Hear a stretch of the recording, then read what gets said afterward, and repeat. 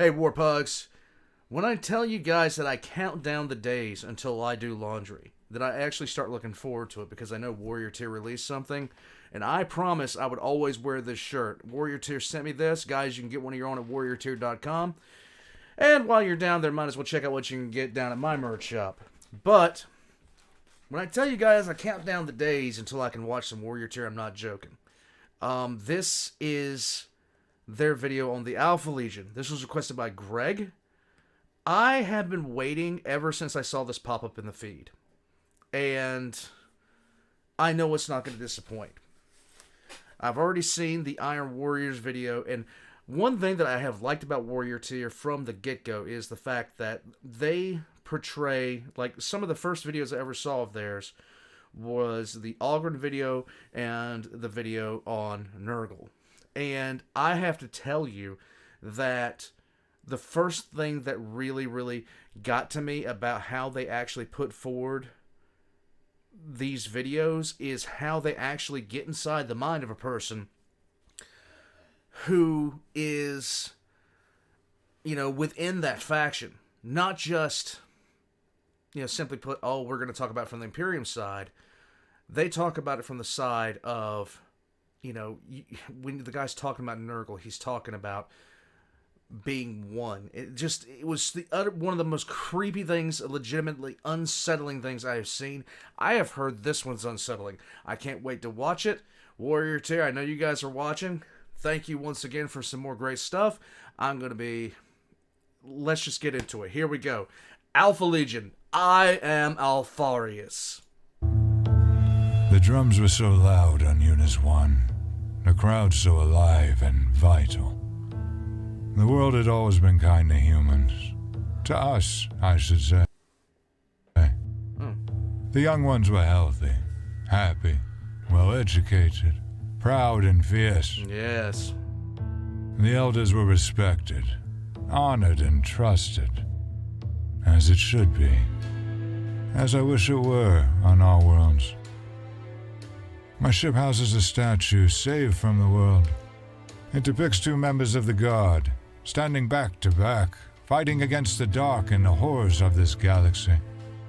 I say saved, because it was saved before the world was lost.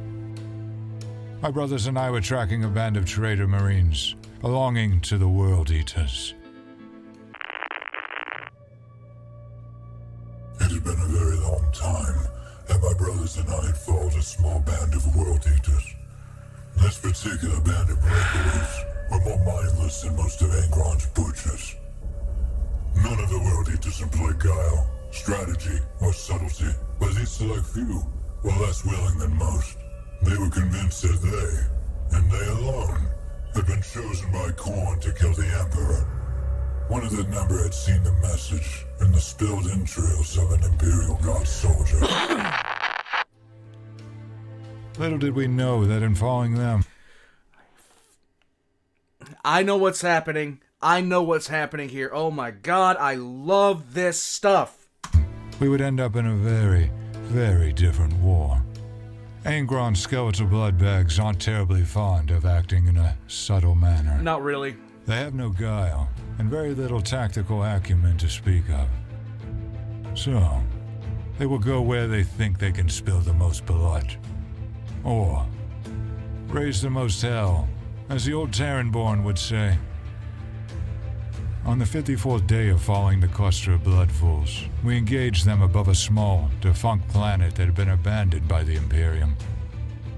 For reasons unknown to us, they decided to land on the world. We wanted to see what would happen when you maroon 100 blood-crazed murderers on a rock. We sabotaged their ship, a floating, rusted hull they unironically called Blood Drinker. They unironically... The engines... Unironically? Unironically. Flew out above an abandoned, desolate world, and they were forced to land with all hands. I got serious there for a second because unironically can mean something very, very different than what you and I think it means when it pertains to chaos. It is very amusing indeed To sit in low orbit and watch as a dozen axe-wielding maniacs hack each other to shreds. Trust me, a terrible betrayal. During the ensuing carnage, we received a waylaid Vox message requesting assistance. The message had come from Eunice. We disengaged after we hobbled the World Eaters. When we arrived on Eunice, we found a near-paradise world. Our contact was, as it always is, limited. General Oliver Stephen Bale informed us there had been unusual events on the streets of the world's capital. And what a city it was. Twin Suns. The global capital, Twin Suns, had been the victim of phantoms in the night, kidnappings and haunting. That is something worth looking into, believe me. So we donned the mantle of the Frost Wolves and opened comms with that proud general. We explained that we'd be en route to Eunice 1 as soon as our jets could carry us there. A wonder city. A hive that made all other hives seem like filth-caked cesspools. 3 of us landed in the dead of night and met with General Olivus to discuss these events. Shadows had been seen moving without anyone to cast them. Phantoms had wailed in the night. People had gone missing or vanished in broad daylight on the crowded streets. It is at this point in this tale that along comes a snake, the Drukhari. Oh. Many years before the blood worshippers had decided to launch their campaign of self-genocide, we had reached a cautious agreement with those perfumed, preening monsters.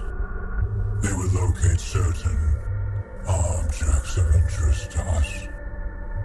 They would be free to do so however they pleased, indulging whatever desires they wished. Oh, no. Why would we care if they poisoned themselves while working for us? Okay. Brother, as new chortled as he whispered, Drukhari. He was correct. This is legitimately creepy, and I love it. Of course. Who else would vanish citizens? Who else would project wraiths and ghosts? Who else would use fear as a weapon so effectively? Other than us, of course. It turns out that beneath the city, the Drukhari had slowly but surely been building a sub-city. An underground world of torture towns and pleasure palaces. Oh. It was obvious that this band of raiders had ignored our requests, abandoned their search for the requested items, and simply given in to their base desires. Yep. So, they would learn fear.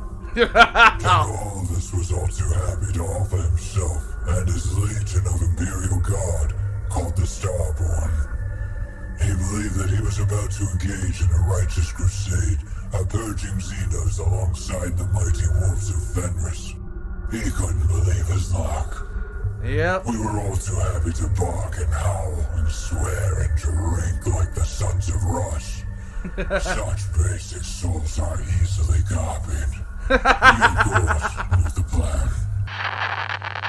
We informed General Olivus of our suspicions and suggest that we and his troops investigate. Yes.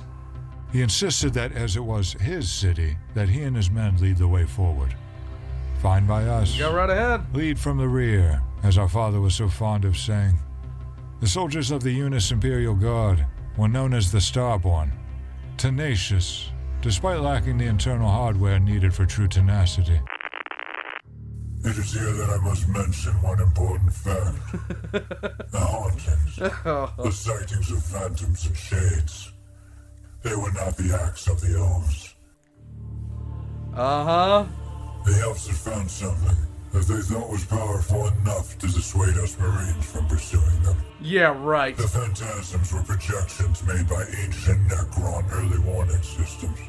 The Eldar were hired to track down the location of a certain gate of Necron origin, and they had succeeded in a fairly grand fashion. One of the Proto-Gate twins was buried beneath Eunice 1, and it was through this gate that the Eldar were traveling. They had found the gate's twin on a small Oh desolate my world, god. roughly 5 light years to the galactic north of Eunice. The gate glowed, that fierce, almost conscious green glow that so many now recognize. The continued use of the gate, their pillaging of technology, and their general arrogance had awoken something far, far worse than themselves. Yeah? Eunice was in a good galactic location. Many species would kill to inhabit it. No doubt. As the sun rose over Twin Suns, the noble wolves and the proud Starborn began a campaign of extermination against the vermin infesting the city. We, of course, witnessed many accidents. Yeah, accidents. How many Imperial Guardsmen died to traps or ambushes? Oh my god. What a shame. And how many Drukari Corsairs simply vanished before they could be questioned? Enough. Who knows? Well, I know. But you see my point. Yes. As time ground on, we began to find more and more already dead elves. Some had been skinned, and in their typical efficient fashion as well. Uh-huh. However, in doing so, the Necrons had confirmed one important thing. And what was that? That the Necron Lord we had been searching for was indeed awake. We found more and more lingering Necron soldiers, and more of the Imperial Guard fell to their staggeringly powerful Gauss weaponry. They were of no concern to us. Wouldn't Each think guard so. who engaged a Necron left a weaker Necron that we had to fight. A nice trade. The human died a valiant, proud hero, and the Necron was buried in filth beneath a world that paid them no regard. Finally, we reached the Proto-Gate, buried beneath the world. That general, all of us, could not believe his luck. My battle brother, in general. I love this. That is the image from the Commissar story. All of us agreed to step through the gate that night. They didn't tell me, knowing I would instantly deny such a foolish idea. The guard and my brother stormed the gate. They set area denial charges on it. Charges that would detonate if they hadn't returned in 24 hours. I know what you're thinking. How did I not stop them? I don't know. Or even know? I was investigating the effects of the tectonic pulse when they stormed the gate. 625 members of the Eunice 1st Battalion and 24 of my fellow Astartes entered that portal. One man came out. He got to blindly charge into the unknown and throw his life and the lives of his men away. It was as we approached the gate that I received word that the Dark Elf leader, one Prince Aurea Storm, had been captured. Oh. His lot would be cast soon, but not yet. I turned, my ice blue eyes flashing in that way that only one from Fenris would understand. Lord Olivis, the moment is here. Our chance to cleanse this fair world has finally arrived. Claw Leader Yorn, it has been a long campaign, but we wouldn't be here if it were not for you. How can we ever thank you and your men? Die. He clicked his boots together and stared into the faces of a dozen space wolves. Lord, we wolves only ask that we may join in the final hunt. The hunt that will see the great beast finally rot down and blood dry. I howled as I spoke. My brothers joined in, barely managing to stop themselves from laughing. He told me that they had stepped through the gate and found themselves inside a complex. A vast, lofty megastructure of black stone, or Noctilith, as we call it. A steel-faced legion of immortal machines stood before him. In front of that legion rose a figure, its necrodermis covered with gold and platinum. Grand Vizier Apathek, the witness, began speaking, muttering about humanity. The foolish thing. Who dares the figure asked. The fight lasted 2 minutes and 14 seconds. All of us engaged the Necron Lord in close quarters to save the life of my brother. Really? The Okay, so, all of us might have been fooled by the Alpha Legion, but really who wasn't? And secondly, dude engaged a Necron Lord? The dude had balls. Necron Lord kicked all of us in the chest with enough force to send him flying back through the gate. All of us had grabbed the staff that the being held to disarm it. Huh. He flew through the gate, still holding the solid platinum staff. He landed against me and stared into my green lenses. I took that staff from him. The artifact that the Drukhari had decided wasn't worth finding. What? Wait. Who? Where? Yes. He survived, somehow. Though his body was broken. Yeah, no and his doubt. mind was scarred beyond the imagination of most mortals. He spent a year in the Medicaid units, in various therapies and receiving various treatments. He can walk now, Hey, though he needs a stick to do so. good on him. General Oliver still asks me Who are you? during long voyages. He cannot comprehend what the staff is. The staff of the 18th Light was forged in a time before the Necron, and it is now mine. In hallucinogenic-induced fugue states, he has told me of the beings that stood in that chamber. And worst of all, he screams as he tells me of the figure behind the standing army. A fragment of all of his mind still lives in that room. Oh my And god. still remembers that steel whirlpool forming into a smirking, mocking face. All of us would scream the words, "Who are you?" I pinned the medal to all of his chests myself. It's the least I could do. He travels with me, not being able to live on Eunice any longer. Who are you? He asks, and I reply, I am ALPHARIUS.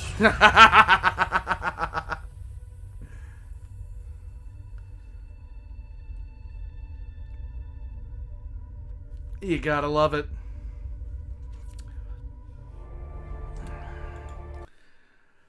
So, one of the things that, if you know anything about the Alpha Legion, they have... The Alpha Legionnaire you're talking to, like, you could be sitting there talking to them. They could completely shift gears inside of 2.5 seconds. They could completely shift gears. And the reason that is because of extreme hypno-indoctrination. That they cannot break. So you could quite literally be hearing, this could be the same exact member of the Alpha Legion. This could be the same guy. This could be the same one. But depending on what happened during his conditioning, he could be either doing things like his entire modus operandi could change in an instant. Off a word, off of a code, a sequence of digital beeps, that these things have been implanted into his head, what to look for, why, actions that need to be taken, directives that they need to fulfill, objectives. There are probably still Alpha Legionnaires buried on Terra that are waiting for activation. They're probably still down there in catacombs and places. There were a few that were left on Terra and were activated during the Horus Heresy. There are several more that are still there, that are still on Terra. And an Alpha Legionnaire, that's what makes the Alpha Legion so legitimately awesome in my book. And you need to have specific writers to actually write them up. Because what makes them so effective is they can be hypno-indoctrinated to believe 150,000% that they are in X Legion, X Chapter, X whatever. They can be hypno-indoctrinated to believe that. Even ALPHARIUS. We think this might not be the case. Rogaldorn believes he killed ALPHARIUS. It has been portrayed in the lore that he killed ALPHARIUS. Did he really kill ALPHARIUS? We don't know. Because the person who was the person that Rogel killed, that claimed to be ALPHARIUS, a few days prior believed he was a completely different Marine. And then he heard a code word, and then he realized, and then it was like, oh wait, I'm the Primarch. That's how deep this hypno-indoctrination goes with him. It can even affect the Primarchs themselves. That's what makes the Alpha Legion so just unbelievably strong as a pure intelligence unit. They have, and they probably still do have, they had deep cover operatives in every legion. In every single legion, the Alpha Legion had undercover, had people, basically they had their own legionnaires undercover. In fact, during Deliverance, in Deliverance, they had Alpha Legionnaires posing as Raven Guard, and one of them accidentally almost blew his cover because he knew he was undercover. A lot of them simply don't know until certain conditions are met, or they receive a transmission and then they are activated. They're sleeper units that are so unbelievably well put together that even if you had definitive proof, you wouldn't be able to tell. Like, if you put the Alpha Legionnaire and the person they replaced side by side, it would be very, very unlikely you'd be able to tell that this person is the imposter. Guys, the Alpha Legion is one of those legions that needs a ridiculously good writer to actually put them together.